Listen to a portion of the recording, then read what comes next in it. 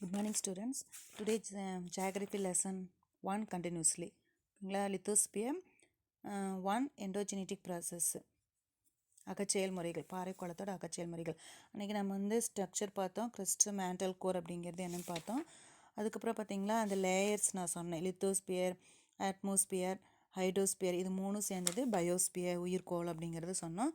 கிறிஸ்டனா மேலோடு, மேண்டல்னா கவசம், கோர்னா கருவம் அப்படிங்கிறது என்ன நம்ம சொன்னேன். அடுத்து ராக்ஸை பற்றி பார்த்தோம். ராக்ஸில் இக்னியூஸ் ராக்ஸு, செடிமெண்ட்ரி ராக்ஸு, மெட்டமோர்பிக் ராக்ஸு, தீப்பாறை, படிவுப்பாறை, உருமாறிய பாறை, எப்படியெல்லாம் பாறை உருவாகுது, அதனுடைய செயல்முறை மாற்றங்களுக்கு என்னென்ன வகைகள் இருக்குது அப்படிங்கிறத பற்றி நான் சொன்னேன் அன்றைக்கி.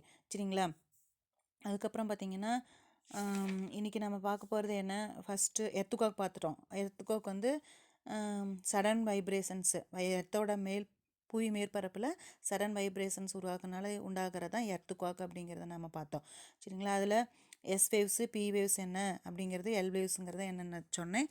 சீஸ்மோகிராஃபிங், அதை வந்து அளவிடுற கருவி பேர் என்னென்னா சீஸ்மோகிராஃப் அப்படின்னு சொல்கிறோம். எர்த்துக்வாக் அளவிடுற கருவி பேர் சீஸ்மோகிராஃப் அப்படின்னு சொல்கிறோம்.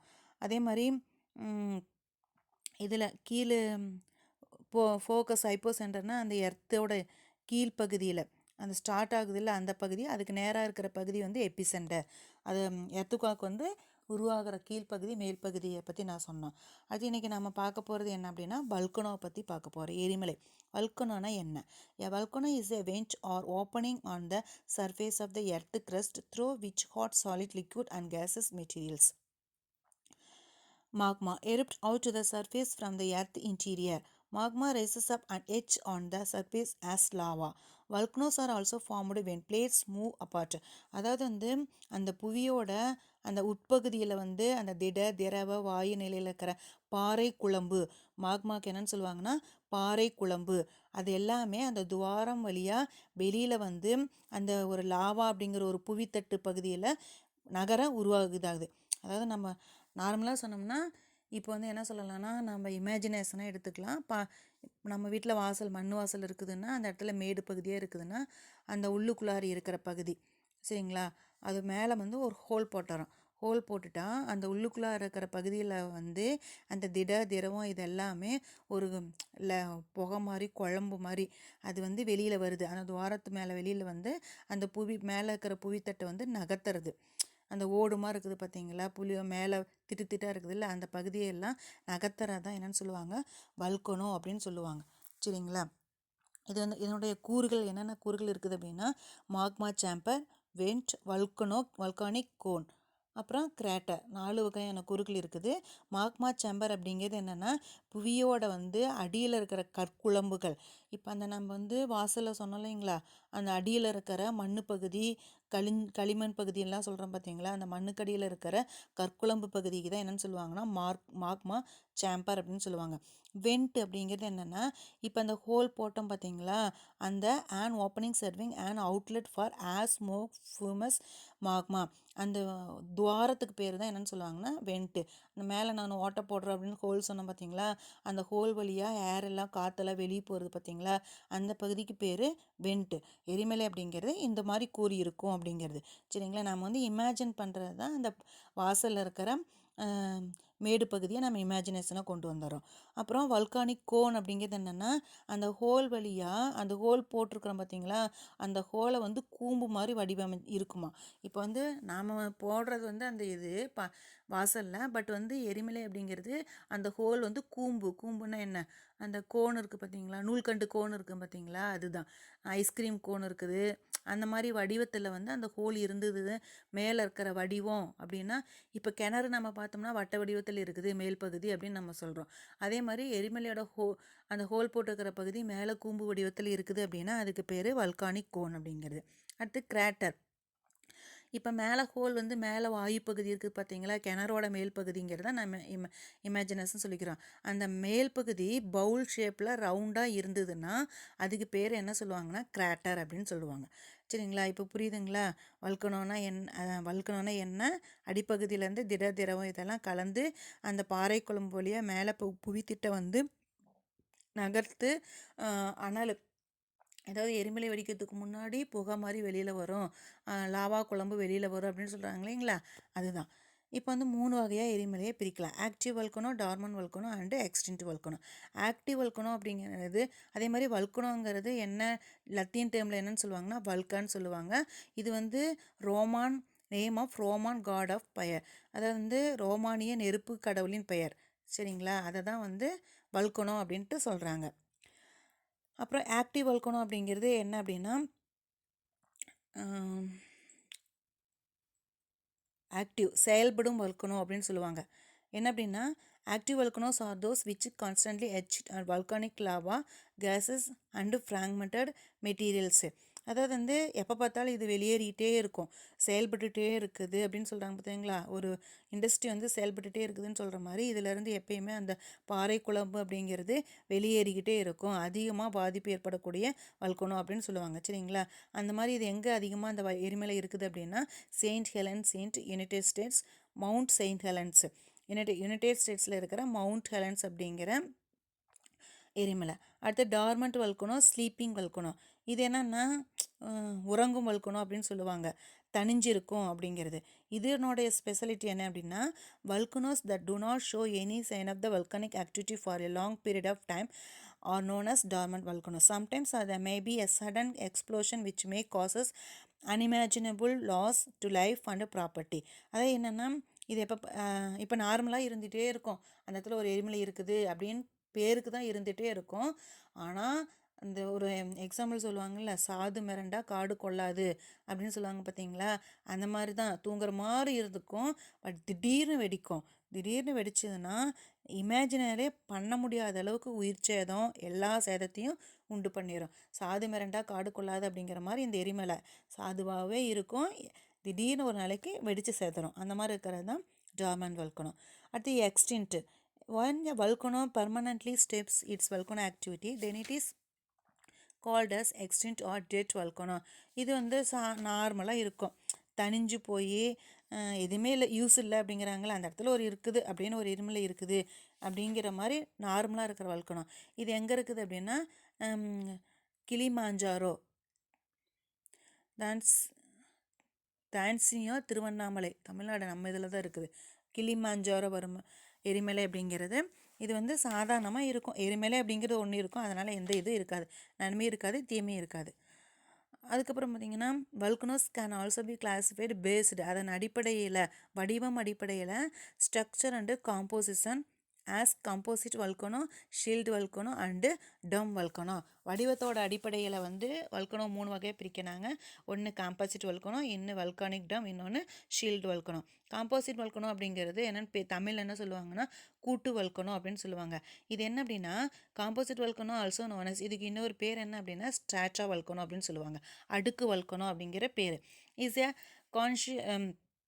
conical volcano built by many layers of the handed lava pumice and pumiceனா நுரைக்கல் அப்படின்னு சொல்லுவாங்க, pumice and volcanic ash.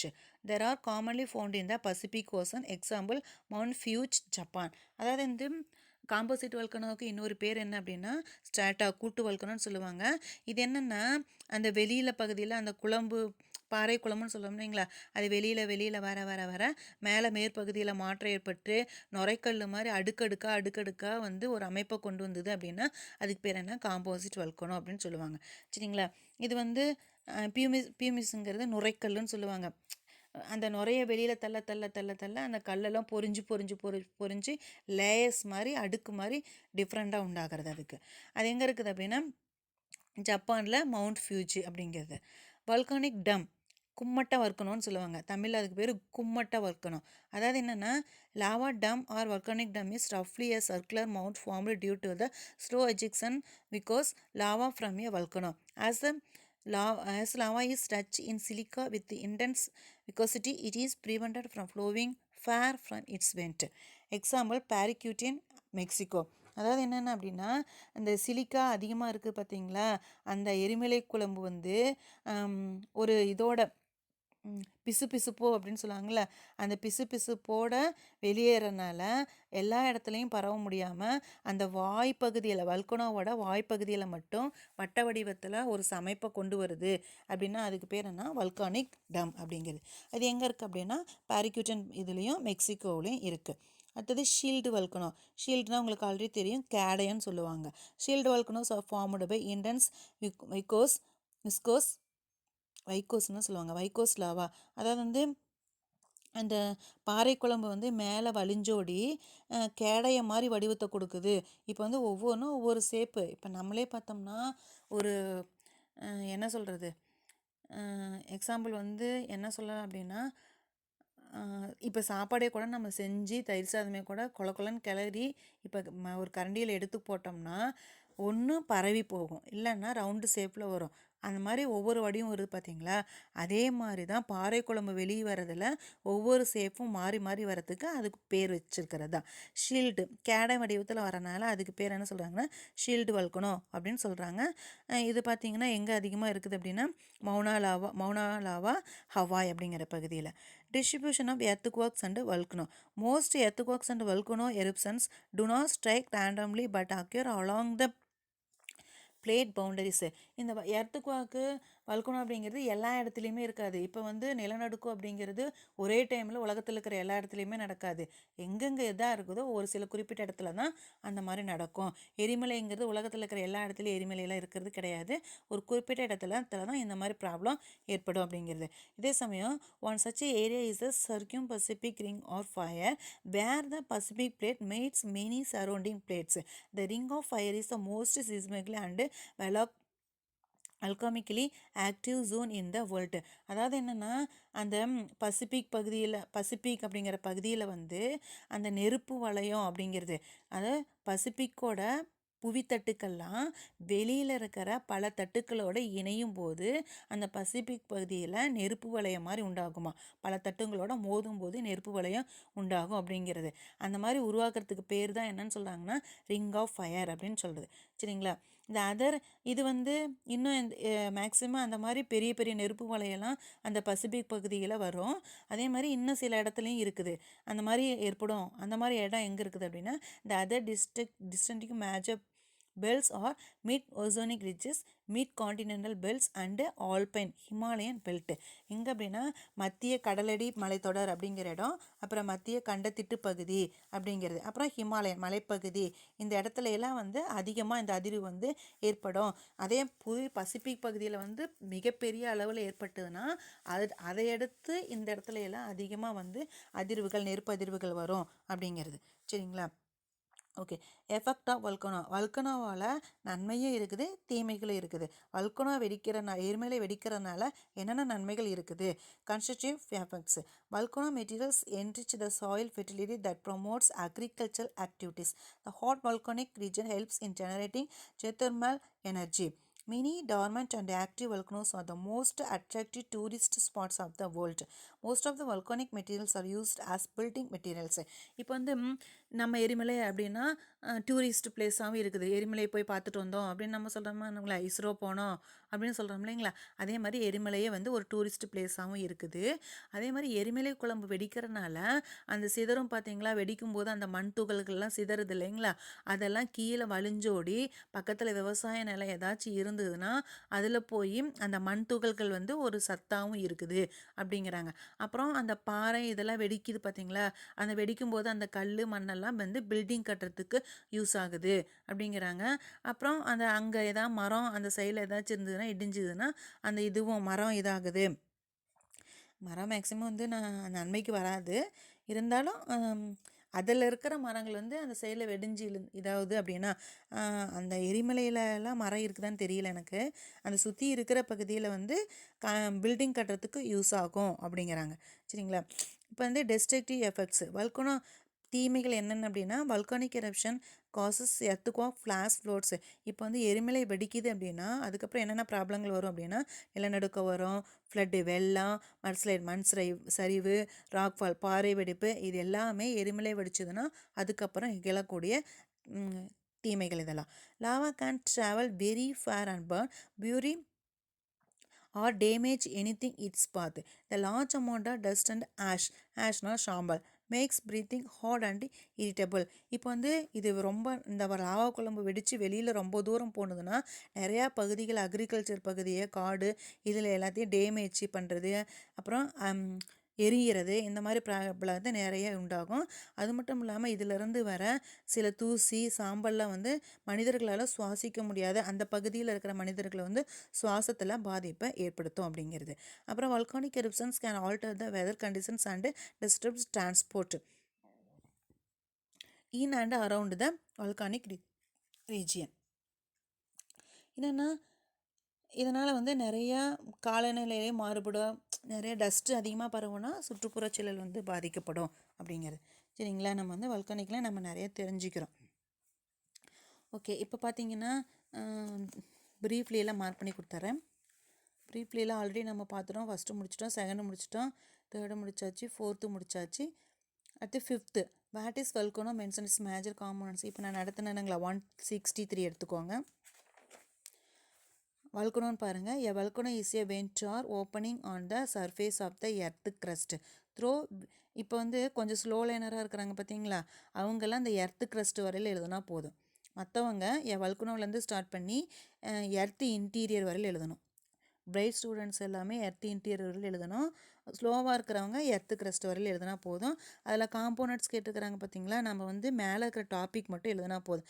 என்ன அப்படின்னா ஸ்டார் போட்டுட்டு magma chamber, vent, volcanic cone, crater, that's all, அவ்வளோதான். அந்த 4 இது மட்டும் எழுதினா போதும், எக்ஸ்பிளைன் பண்ண தேவையில்ல 2 மார்க்ஸ்க்கு.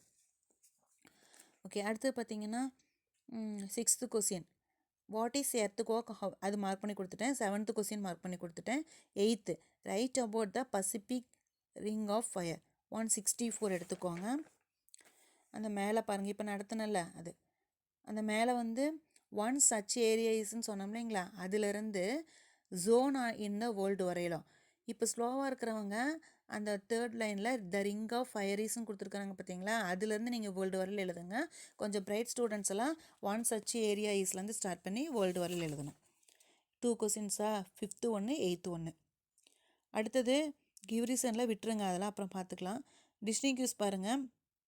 அதில் 5th shield volcano and volcanic டம். ஷீல்டு வல்கனோ அப்படின்னா என்ன, வல்கானிக் டம், அதை வந்து நம்ம பிரிக்கிறோம். ஷீல்டு வல்கனோ பேஜ் நம்பர் 164 எடுத்துக்கோங்க. Shield volcanoes are formed by intense viscous lava, அவ்வளோதான், அது மட்டும் போதும். எக்ஸாம்பிள் ஒன்று எழுதிக்கோங்க, மௌனா லாவா, ஹவாய்.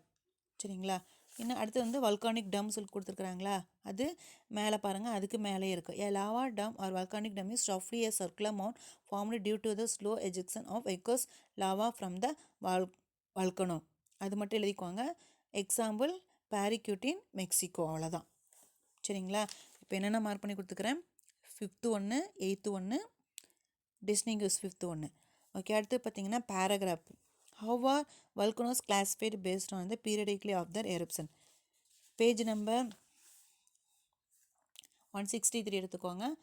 அந்த நம்ம சொன்னலைங்களா ஆக்டிவ் வல்கனோ, டார்மண்ட்டு, எக்ஸ்டின்ட்டு, இன்னொன்று என்ன காம்போசிட்டு.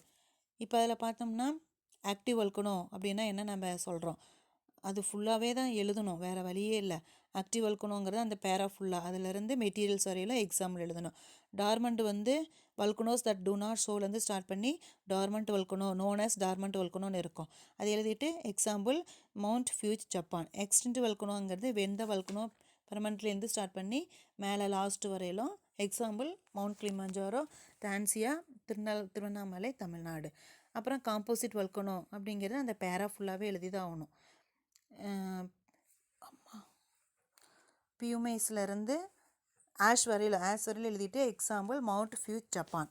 ஓகேங்களா, அடுத்தது explain the effects of volcanoes. Effects என்னென்ன எஃபெக்ட்ஸு மேலே கொடுத்துக்கிறாங்க பாரு. Effects of volcanoes constructive effect, destructive effect. அதில் கன்ஸ்ட்ரக்டிவ் எஃபெக்ட்டுங்கிறது நம்ம ஸ்டார்ட் பண்ணிக்கலாம். volcanic materials enrich the soil fertility that promotes agricultural activities. அது ஒரு பாயிண்ட்டு, 2 பாயிண்ட் எழுதுனா கூட போதும். ஃபஸ்ட்டு ஒரு பாயிண்ட்டு volcanic materialsலேருந்து ஆக்டிவிட்டீஸ் வரையிலும். அப்புறம் many dormant and active volcanoes are the most attractive tourist spots of the world. 2 point போதும். volcanic materialலேருந்து ஆக்டிவிட்டீஸ் வரையிலும் சீட்டாக பரவாயில்ல டீட்டெயில், அதிலேருந்து ஆக்டிவிட்டீஸ் வரையலாம். அப்புறம் மெனி டிஃப்ரெண்ட்லேருந்து ஸ்டார்ட் பண்ணி வேர்ல்டு வரையலாம். அப்புறம் டெஸ்ட்ரக்டிவ் எஃபெக்ட்ஸ்லேயும் நம்ம வல்கனிக் எரப்ஷன்லேருந்து ஸ்டார்ட் பண்ணி ராக் ஃபால் வரையில் ஒரு பாயிண்ட் எழுதிக்கோங்க. சரிங்களா, அதுக்கப்புறம் அந்த large amount of dust and ash கொடுத்துருக்குறான்ல, அது இரிட்டபிள் அப்படின்னு கொடுத்துருக்கலாங்களா, அது போதும். அதில் 2 பாயிண்ட், இதில் 2 பாயிண்ட், தட்ஸ் ஆல். ஓகேவா? தானே இன்றைக்கி நீங்கள் என்ன படிக்கிறீங்க அப்படின்னா எல்லாமே 1 மார்க்ஸ் மார்க் பண்ணணும்ல. Choose dash is the rigid outer layer crust, dash is the made up of liquid iron outer core, magma is found in the mantle, distribution is connected, fold or fault, the movement of the tectonic plates thermal.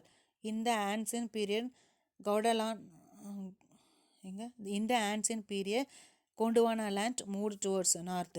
Many millions years ago India was part of the supercontinent Gondwana. The movement of plates and creates stress and tension. Fault. Dash refers to the bowl shaped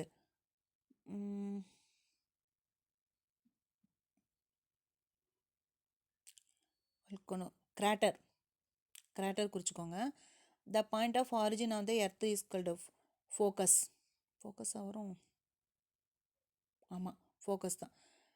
அப்புறம் மேட்சிட் எண்டோஜெனட்டிக்ங்கிறது வல்கானிக்கு எரிப்சன். மேண்டல்ங்கிறது sima. அப்புறம் convergent boundaries, subduction zone, earthquake, seismograph, composite volcano, Pacific Ocean. Statement Mount Fuji is dormant volcano. True or ஃபால்ஸில் கேட்டிருப்பாங்களாட்டிருக்குது. அது என்ன அப்படின்னா first வந்து அந்த எக்ஸாம்பிளில் பார்த்தோம்னா ஃபஸ்ட்டு ட்ரூ, செகண்டு டார்மண்ட், அது கிடையாது, ஃபால்ஸு. அப்புறம் மவுண்ட் தான்சியா டார்மண்ட் வல்கனோ வச்சு ஸ்டேட்மெண்ட்டு ஃபால்ஸு. அப்போ ட்ரூ ஃபால்ஸு. அப்போ என்ன வரும்? ஃபஸ்ட் இஸ் ட்ரூ மட்டும் கேட்டிருக்கிறாங்க.